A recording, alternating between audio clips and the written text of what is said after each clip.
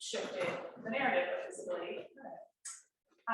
We're so thankful that you all made the time to be here tonight. And we're most thankful for those that are so vulnerably shared their words in these beautiful pages, if I could say so myself. So yeah, no, and we should, we tried on this panel like have representation from different disabilities. So yeah, we love all of our contributors, and we're so grateful for you guys, especially Sarah and Jessica. That sounded horrible. But they like literally got on there.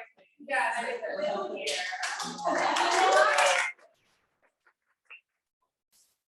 Michele is our writer back from Jersey, so and we were like, Michele, everything we do, we're like, Michele, you're free this weekend? Yeah. Yes, so we're grateful for all of you. And Judy, which we'll give her Judy a proper introduction in a bit. Judy, we've known, I think Judy was like each of our first touch points when we got our children's diagnosis. So get started. So Michele, if you would be interested in reading minutes for your letter. Sure. No, whatever makes you feel better. Okay. Yes, whatever. I lost my spot. Okay. I scrolled through messages that were sent from fellow parents who too were walking the same path as us. We scrolled through the multitude of comments, pictures of their kids, welcoming messages of hope and love continuing one after another. These families were sharing their stories, words of wisdom, but what really stuck with my husband and I were the pictures of these children, adolescents and young adults. These individuals resembled our Haley. The similar facial features that I could not find while navigating the web, the stories compared to ours, the traumatic birth story, the NICU stay, the delays in her milestones. But the one feature that stood out was a similar smile that spanned beyond her disability. The smile that showed just how happy she was knowing that her family loved her beyond measure and was doing whatever they could to give her the best possible life. So many of these children and teenagers, despite their difficulties and challenges, could be found with the same beautiful smile. And that is my favorite part about Haley, her smile.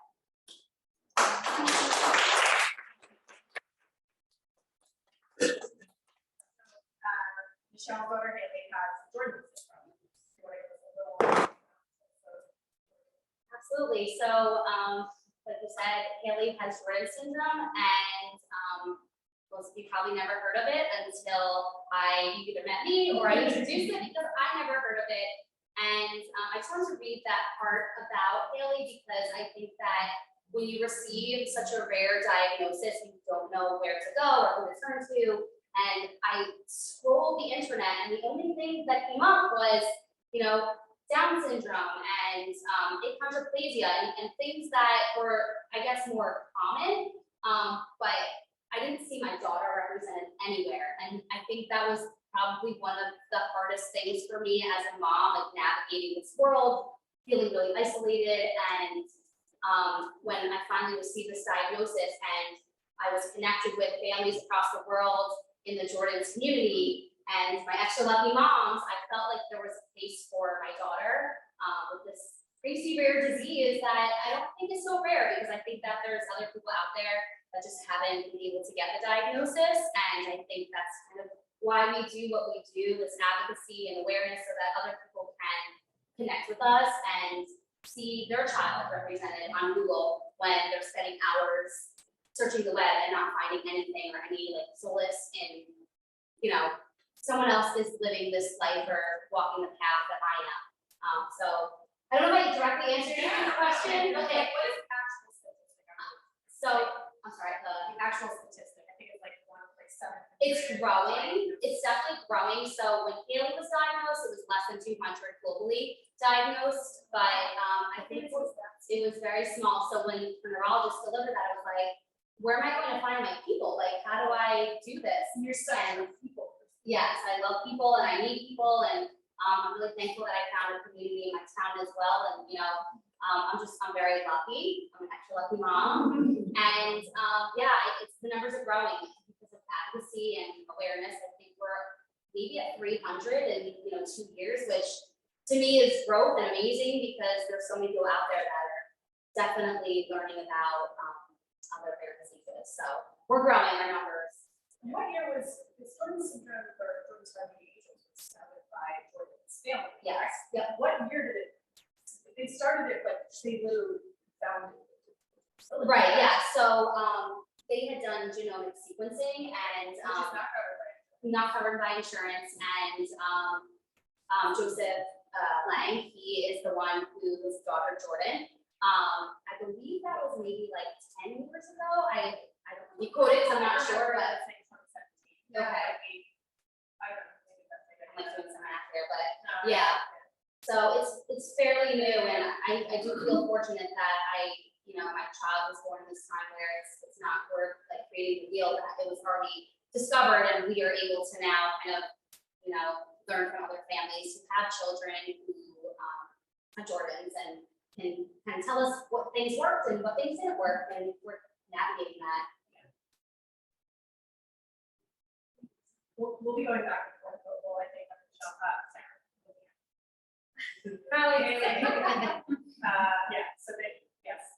So Sarah can maybe read them. Yeah. She has Haley and I have Haley. Yeah, I was like, maybe we should have thought about that.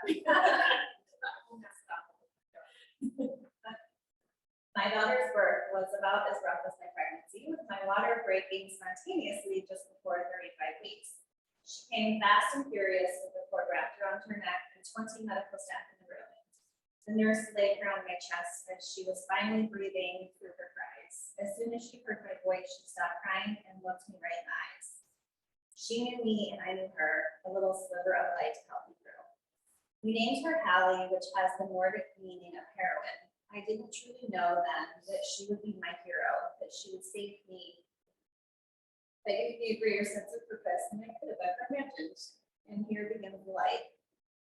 Hallie's first 8 days were spent in NICU getting her oxygen and blood sugar controlled, with echoes to check her heart and overnight EEG to rule out a seizure disorder.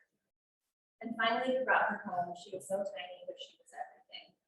As the weeks went on, I began slowly acclimating to life. I once again found myself struggling with postpartum depression. So I joined a virtual new mom therapy group where I met others who have brought a new baby home during the world pandemic. It's really helpful for me. I felt I was seen for the first time in a long time. To be able to seek help for myself was a good sign that things were going to be all right. I began collecting and caring for houseplants, which gives me a relaxing outlet when the world seems a bit too much. I also started to reach out to others in the Down syndrome community online and made connections that have helped me to navigate this new world of disability parenting. In hindsight, it would have been amazing to connect with these moms earlier on in my pregnancy and Hallie's life had I been in the right headspace. But this community wraps you in their arms no matter where you are in your journey. These mamas give me strength, hope, and a platform to share our ups and downs, celebrate our wins, and grieve our losses. I am eternally grateful for having met so many amazing parents in this community.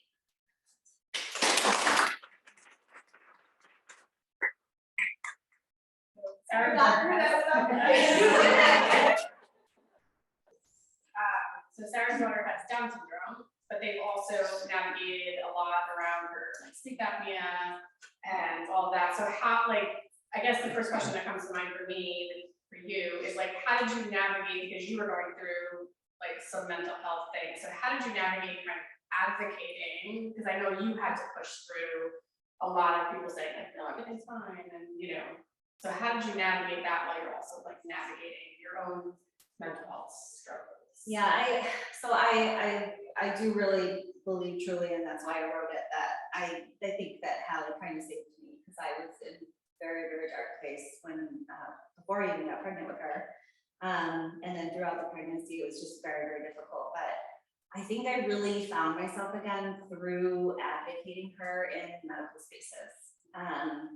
So she, and even the EEG that I talked about in that reading just then, from day one, she was a very loud sleeper. very active sleeper. Like she moved so much, and I've never seen that before. And I would just sit there in the NICU and I'd take videos of her and say, like, this just doesn't seem right to me. Like my gut was telling me something is wrong. And through that EEG, she was diagnosed with benign myoclonus sleep of infancy. Excuse me, I'm really butchering the name. But it's essentially like parallel to a seizure disorder. But it's not actually seizures. It just it presents as seizures.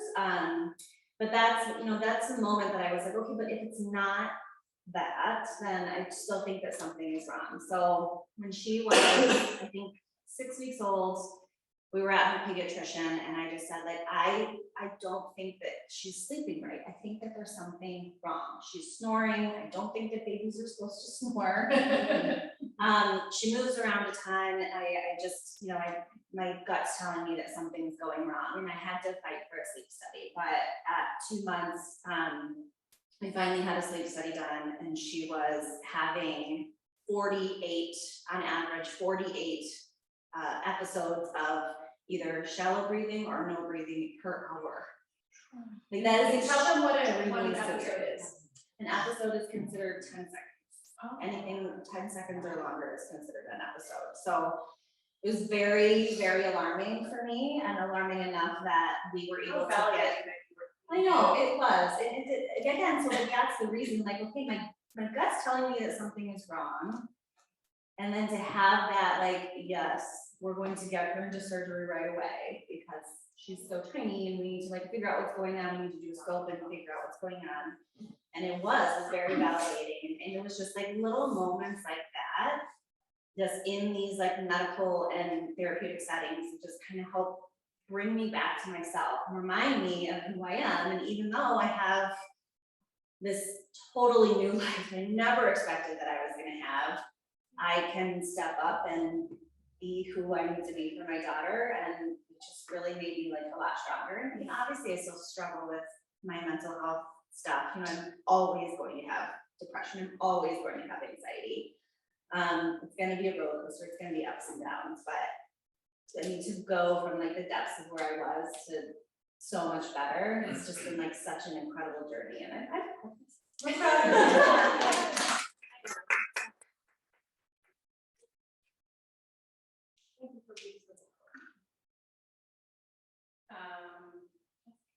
Hello. Would you like to read? Oh boy. Okay. Okay.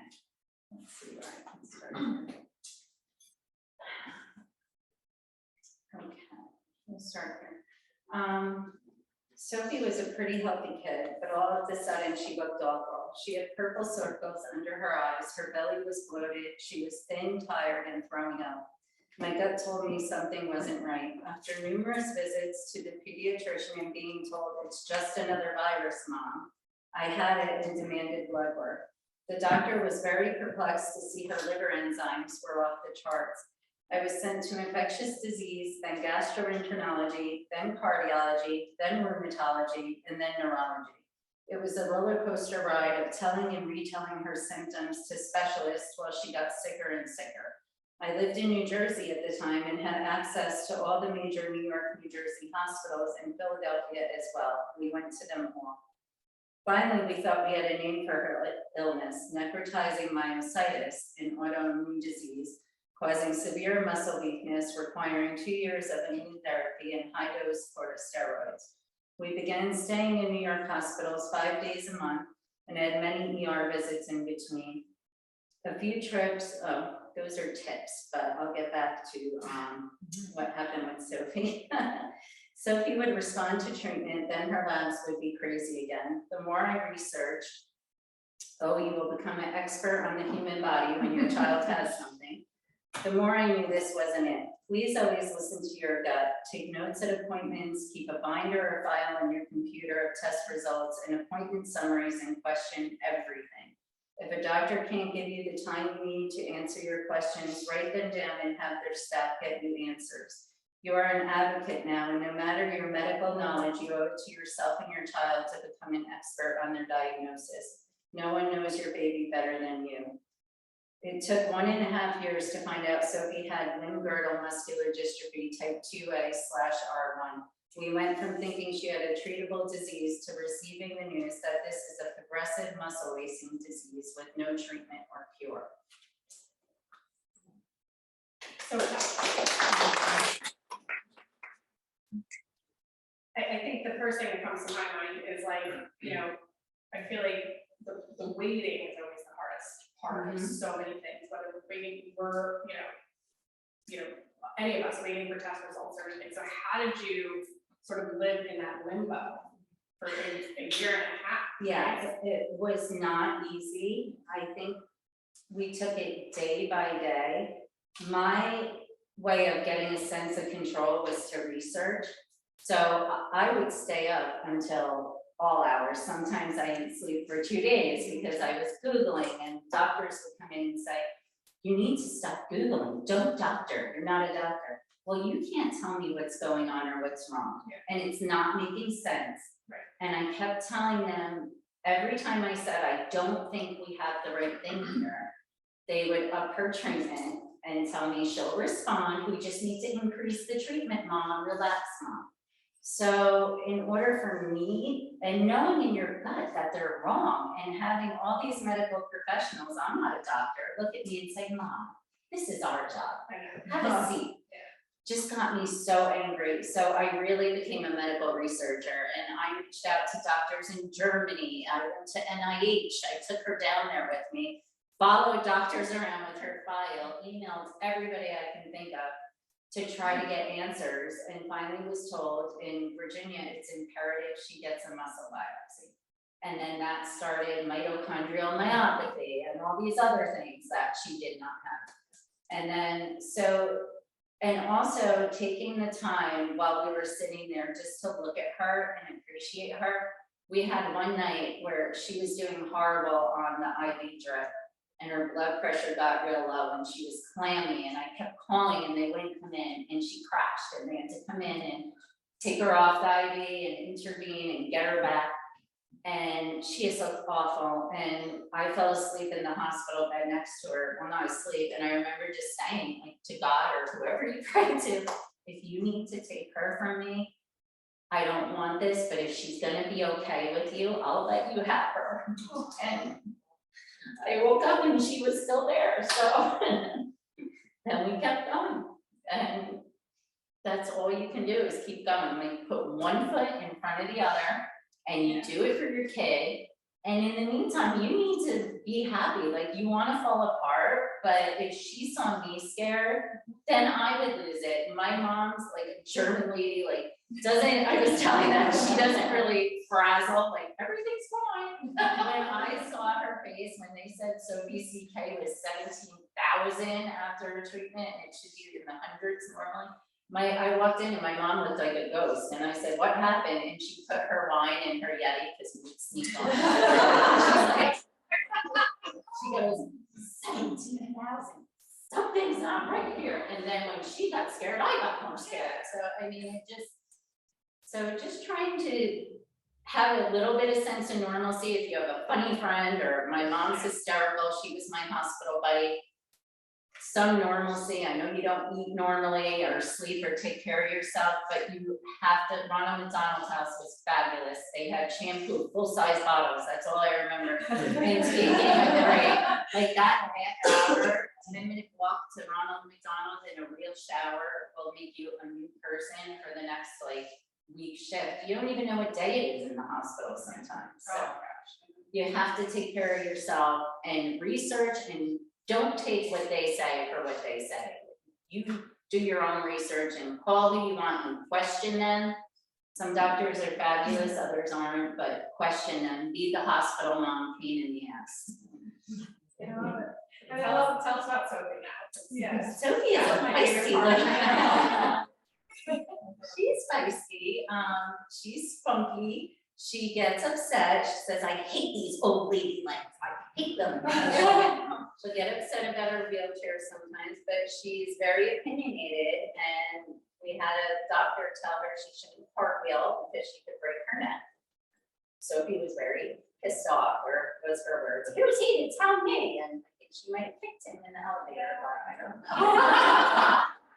She was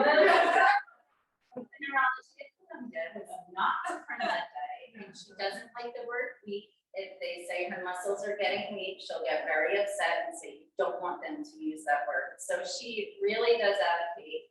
Someone's doing an IV on her, she'll say, don't go fishing around in my veins, get someone else if you don't know how. And she's not allowed. She's 10, but she's 7, and she is not allowed to be fresh. I don't allow it, except when we're in the hospital, because you know what? Sometimes you just have to tell them. And she says, I can't eat for 3 days. This is because they had her on MPO for 3 days. Colonoscopy and endoscopy kept getting delayed.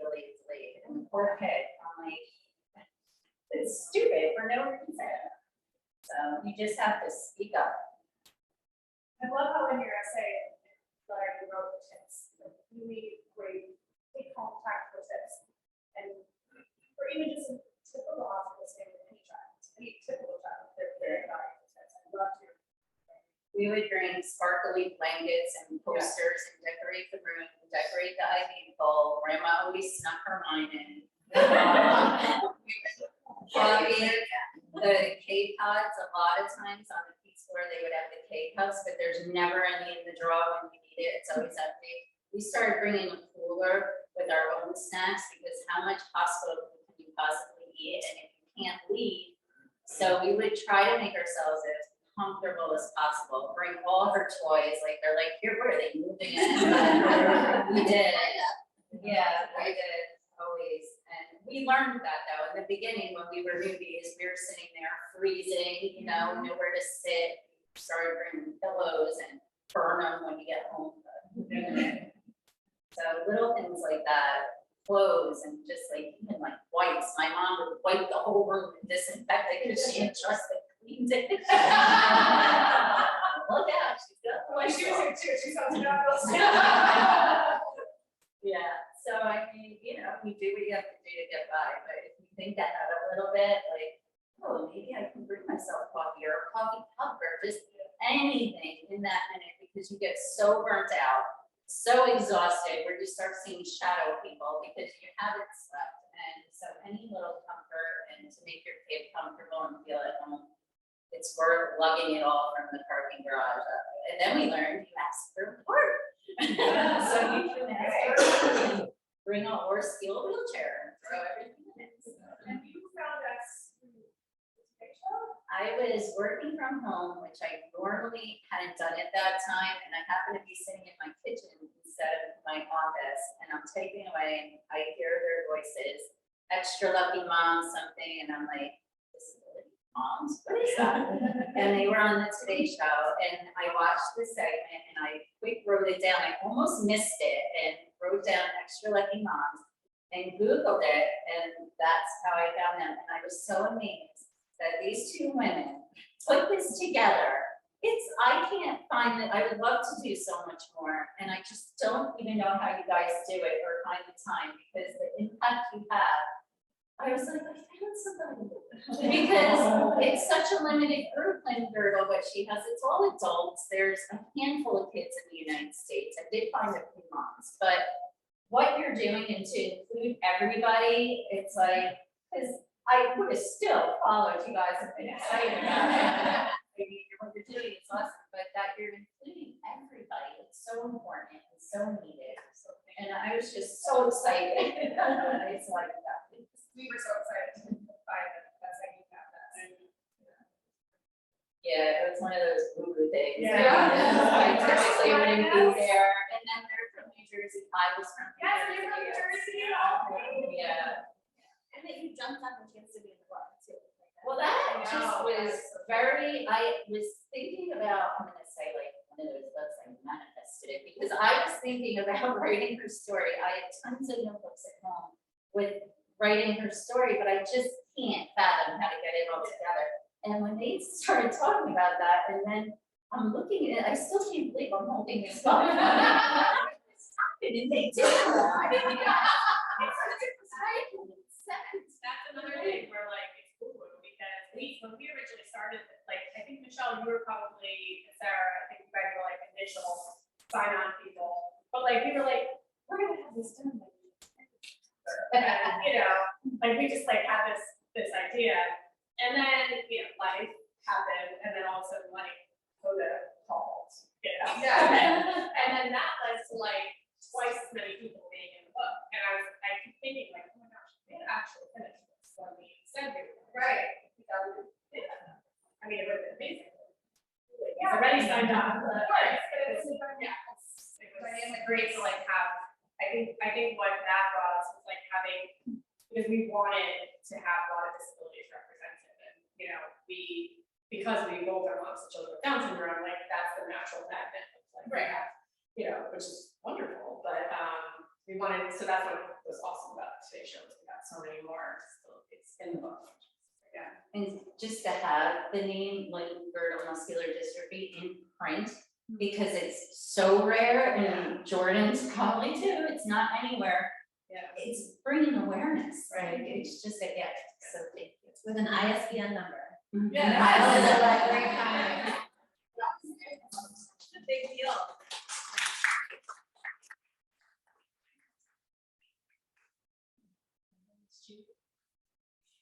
Judy didn't write a letter, but Judy is our mentor, and Judy's, so like, Judy was the first person that I talked to when I got home from the hospital a few weeks after having Raya, and I told the story.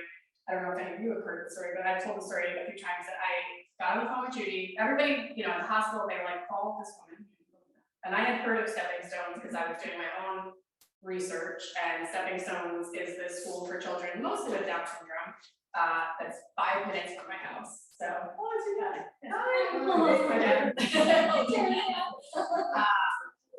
So Judy was the first phone call I made a few weeks after Raya came, and I was like rambling on, I can do this, I can do that, blah, blah, blah. And Judy is like, and after I got to know Judy, I was like, this is so Judy. Judy was like, stop. She's like, she's a baby.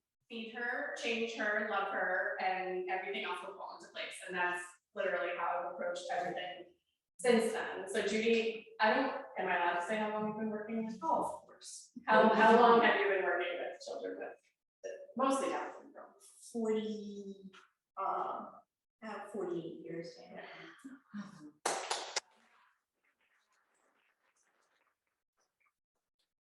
So,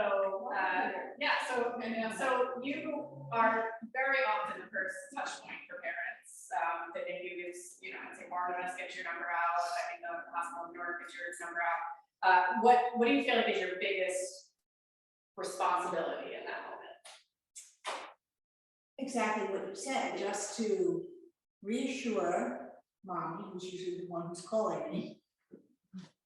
That's your baby. Treat her as a baby. She's a baby first, or he's a baby first. And right now, what you have to worry about is feeding your child and taking good care and changing diapers. And we'll talk about other things as you move along, but congratulations, it's going to be a road that you're going to travel. You travel a road with any child. This road is just a little bit different, and it might have a little more hills, but you travel it, and it's all going to be fine. And those are my first words, is to just be reassured. Because as a parent, even when you're given the diagnosis, sometimes you feel like, oh my God, somebody's pulled the rug out from under you. You can't even think beyond the word your child has such and such.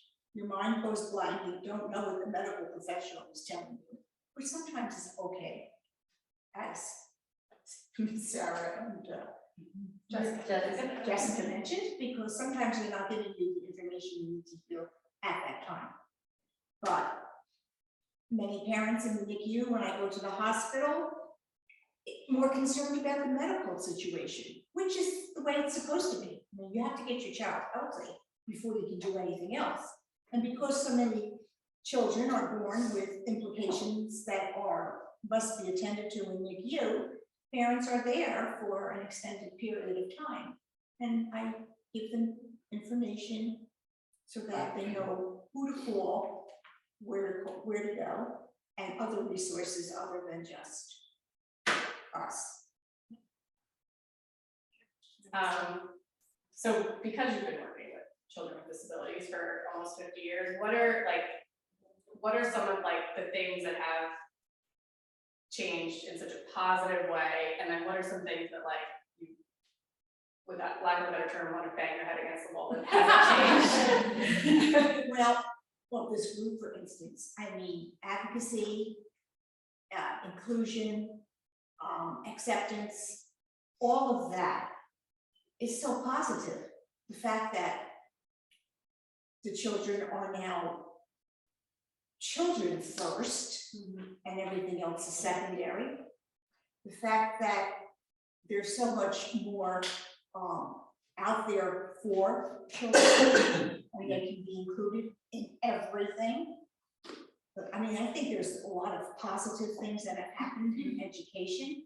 I mean, you really help to dictate what your child's program with your IEP is going to be. Because as one of these wonderful ladies said, you know your child best. And so therefore, you're the one who has to advocate. And that's the most important thing. And years ago, that did not happen. I mean, it just wasn't anything. Early intervention now, that's statewide. That only happened about 15 years ago. We've been in existence since 1975, but we were center-based. We are still center-based, but there was never anything going into the homes. And now we have that. Lots and lots of things have happened over the years. What makes me crazy? The medical profession makes me crazy. I belong to this other group called Down Syndrome Parent to Parent. And as part of that group, we talked to hospital professionals, we talked to residents who were in the OB/GYN community. I'm not going to mention that we went to St. Clair's. These are hospitals in New Jersey, St. Barnabas, Overlook. This is many years ago.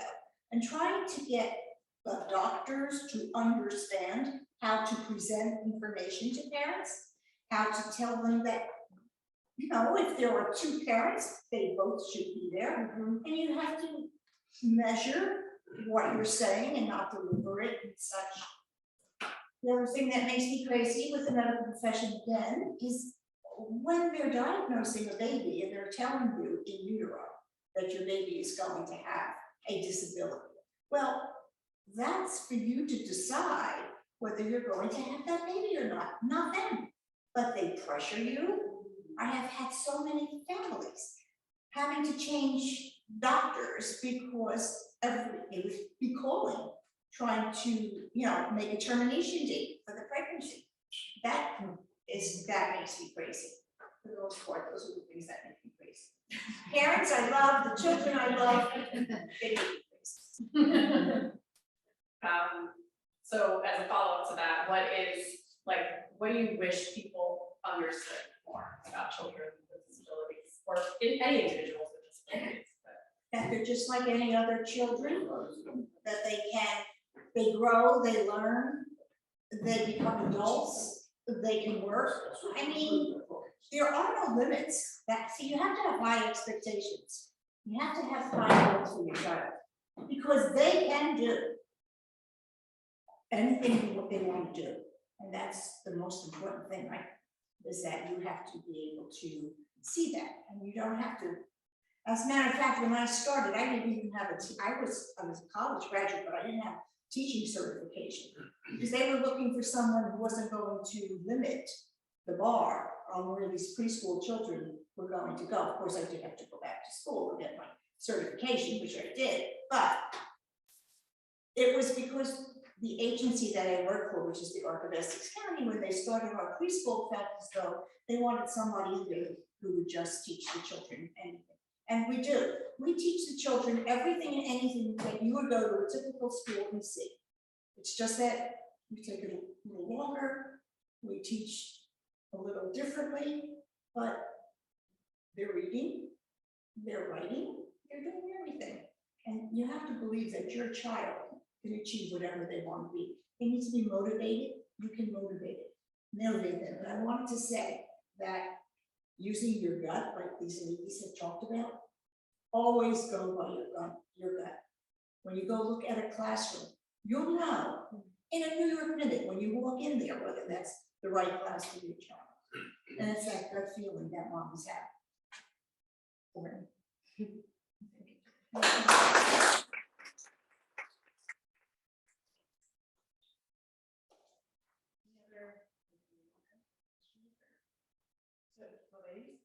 Are we gonna read from ours? You are, you should, you have to. Yeah. I know, like, for Leo, I don't know, take a moment to read. By the way, this is in loving memory of Michele Fruhschien, who was our daughter's speech therapist, and Noah's speech therapist as well, who passed away this past year. So I use this as my bookmark, and I'm excited that she's here with us in spirit today. Okay. Let's start. All right. I didn't get to meet my daughter until she was 18 hours old. Because of COVID, women with C-section deliveries couldn't go to the NICU until they could walk there themselves. So you better believe I walked my ass there the moment I could. It took me 25 minutes to go down one long hallway, but I did it. When I approached her incubator, she was sleeping. She was so beautiful despite being covered with wires and the oxygen that was taped under her tiny little nose. I loved her immediately, and I was sure that she did not, in fact, have Down syndrome. I would spend the next 3 days walking down that long hallway to the NICU to see my baby, continuing to convince myself that she did not have Down syndrome. I would inspect her every limb for these stupid markers the doctors claimed she had. That is until I met an angel. Well, her name was Angel, and she was Adeline's nighttime NICU nurse. I asked her one night if she thought Adeline had Down syndrome, and this is what she said to me. Jessica, it does not matter if she does or if she doesn't, because she is a human being who needs to be loved by her mother. Just hold and love your baby. Feed your baby. Give your baby the gift of being her mother. Her words rocked me to my core. What have I been doing all these days, inspecting every inch of my diagnosis? I stopped inspecting Adeline and decided at that moment that no matter what the stereotype test said, I loved her for the country. Next day, we received the results and understood that Adeline did, in fact, have Down syndrome. I had already fallen in love with my daughter, so I was able to accept the diagnosis. I was no longer in denial.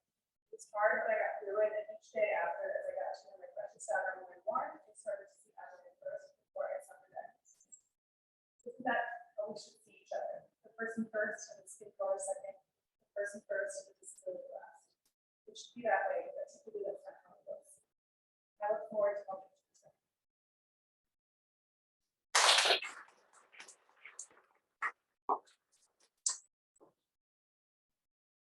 So my letter was written as like the lies that I told myself when I got Rhea's diagnosis. So I'm going to just read the lines. And I feel like my letter. My life will never be the same again.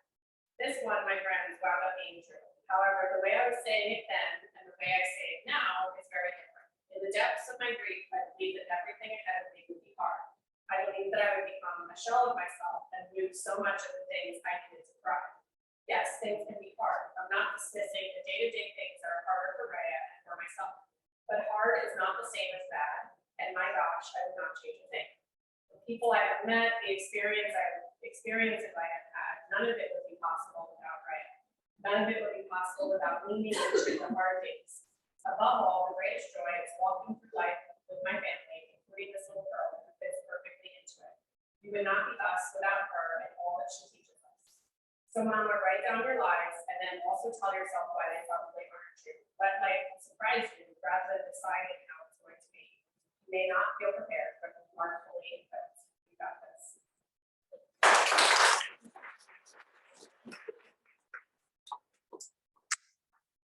Maybe open it up to the questions or projects, refill or wine, snack.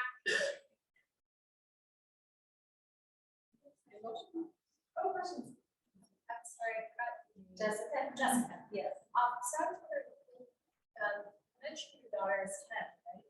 So when did you find out that Sophie, she was healthy, or we thought, when she was born. She never even really got ear infections. That was my son. When she was 5 years old, she got sick, got a fever, and had a distended belly, and lost a lot of weight, and was very lethargic. And I kept bringing her to the pediatrician. Finally, they did a chest x-ray and said it was microplasma pneumonia. Kids get it like walking pneumonia. Kids get it all the time at daycare, antibiotics. Week later, looked at her lungs again. They were clear. She did not look good. And she started getting hives all over her body. And she had never had that before. It's a reaction, they told me. She's not eating. This is not my Sophie. Can we do blood work? Well, we don't prick children unless it's absolutely necessary, Mrs. Fabre. I said, well, I think at this point it's necessary. She's running fevers and throwing up. We're almost 3 weeks into this. I want blood work. So another week went by. I got a different pediatrician that day, and he agreed to blood work. And her liver enzymes were off the charts. And they told me that I had to go to see infectious disease. They sent me to gastroenterology, who scheduled the liver biopsy for her. All the liver tests came back negative, but they were going to go ahead with the biopsy. And then during pre-op blood work, they found her creatine kinase and muscle enzyme to be very elevated. And that can give a false elevated liver. And that's where the whole thing started moving forward. Till we went to hospital for special surgery. I remember the rheumatologist there, my son had saw her, just a weird thing. And I called her and she said, bring her in immediately, get her records, meet me in and out. So I raced around to Hackensack, went to the city, and she MRI'd her, and she said, go home, don't Google, I think I know what it is. I'll call you in a few days. I'm doing after her labs come back. They thought it was dermatomyositis, which is an autoimmune disease that causes muscle weakness and a rash. Well, of course I Googled it and I looked up the rash. It's not the rash. Definitely had Lyme. But that got them on this trail of myositis. So then when the rash cleared, they said it was necrotizing myositis and she had necrotic muscle. So in an MRI, your body should be black, hers lit up white. And that means all her muscles were inflamed, and they shouldn't have been. So myositis can cause that, but it causes severe muscle weakness. So he did not have the muscle weakness, but so it wasn't fitting. So she was 5, and we started on this journey at 5. It wasn't until she started being treated about 2 months into it for myositis. She was put on methotrexate. She was on 60 milligrams a day of methylprednisone, so she developed Cushing's, where she looked like a little marshmallow. And she grew a unibrow, and I mean, it just made, and her personality was gone. And they said, Mom, you'll get your daughter back in 2 years when she's done with treatment, because she had no emotional control, just wasn't my Sophie. But at the same time, I knew they had the wrong thing. So I kept looking, and then they finally did a muscle biopsy, and they said, and then Sloan Kettering came in a few times. They thought maybe it was a very rare cancer, but that wasn't coming up. And the one doctor said to me, a nice one, but she said, Jessica, you want this to be pediatric cancer because that's very treatable right now. What we're looking at, no parent should have to read, because they thought it was a mitochondrial myopathy that would have resulted in her death in a couple years. So, but it turned out she didn't have that either. But I went a week thinking she did, and it was like so I was kind of happy when I found out she had muscular dystrophy, because she wasn't going to die from it. So okay, It's just so surprising to me, and I'm learning so much from you, that muscular dystrophy we've all heard. So why was that such a last look? So when we got the genetic testing finally done for her subtype of 2A, which is now 2A/R1, only became available in genetic testing 2 months prior to her being tested. Had we got that testing earlier and insurance went covered, we ended up getting admitted through the emergency room at New York Presbyterian. That's how we got our genetic testing covered. Otherwise, it was going to be tens of thousands of dollars, and they wouldn't have found it because the gene wasn't identifiable yet. So they didn't want to they would not do genetic testing. They were insisting this was autoimmune. So one of the things that I'm trying to input into all these hospitals now is a flow chart. It is so simple. Elevated liver enzymes in a pediatric setting no liver disease, there's a very simple blood liver test that will tell you the liver's functioning fine. Then where do you look? Then you can either look for autoimmune or you look at genetics, the dystrophies, the myopathies, and the things like that. It's a blood test. My daughter had 2 spinal taps, colonoscopy, endoscopy, 2 muscle biopsies. Every test you can imagine, multiple times they poked this girl, and was treated on all those medications for 2 years when a blood test would have discovered this, had somebody finally said, okay, let's follow. And when you zoom out, it's so easy. You know, but doctors still, I started a research project in the limb-girdle group. Tons and tons of people are misdiagnosed. It shouldn't happen in this day and age. There is absolutely no reason for it. Just so you know, they are getting the information about those new tests out there.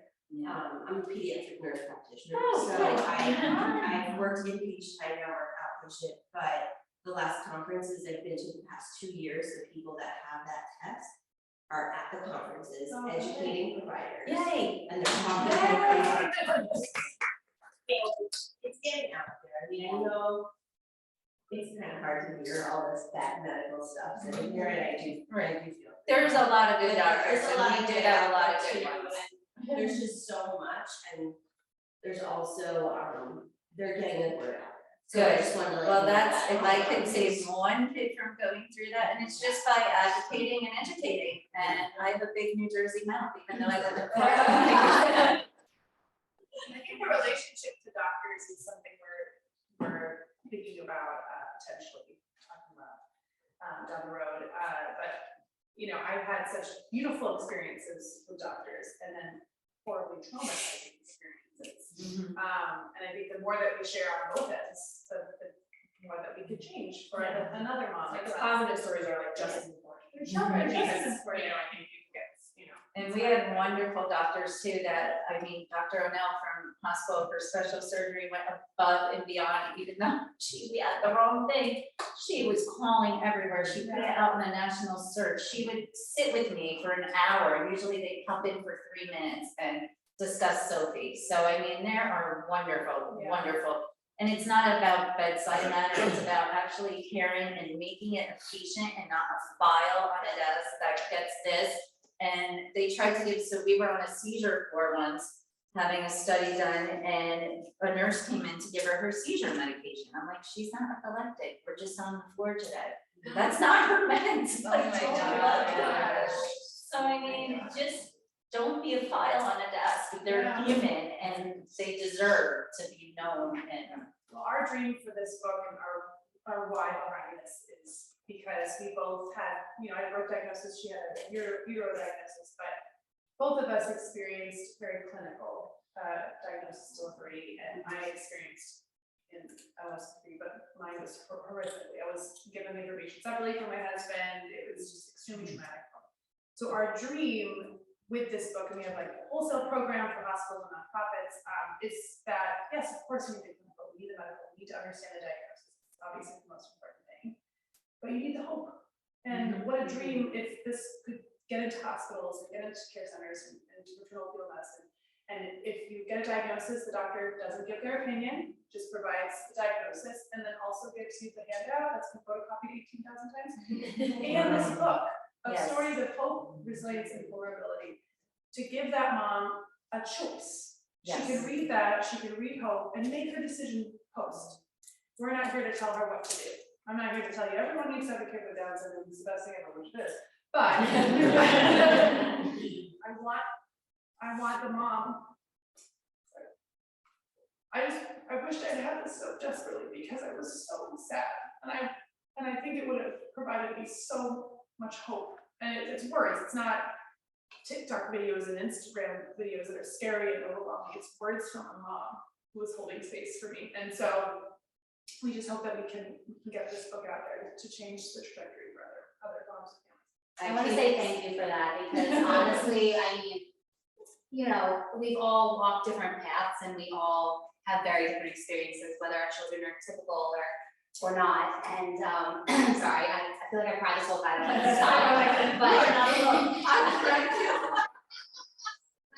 you know, I just think that, you know, we talk about about different deliveries from medical professionals. I've had some really terrible ones and some amazing ones. I've had doctors who, you know, had her diagnosis, her neurologist had her diagnosis in her lap for maybe 2 weeks and did not call me in until she researched everything she possibly could, gave me a packet of whatever she could find, a Facebook page, and she made sure that she delivered that really difficult message to a parent and said, you're not alone, there's a group, like you will find your way, and look at how beautiful your daughter is. And just to have that and to have like, all right, there's some negative, you know, I had someone misdiagnose her and was adamant, like, this is what she has, and I was like, this is actually not what she had. I'm not a medical professional, but like, you're wrong. And you say the mommy gut, it is so real, and that's something that has taken me in life, like, my gut is, that's what I go by, like, you can tell me what you think, but I know, and when it comes to my kid, I know. And really thank you for this space, for letting all of us connect and just have a voice, so we love you guys so much.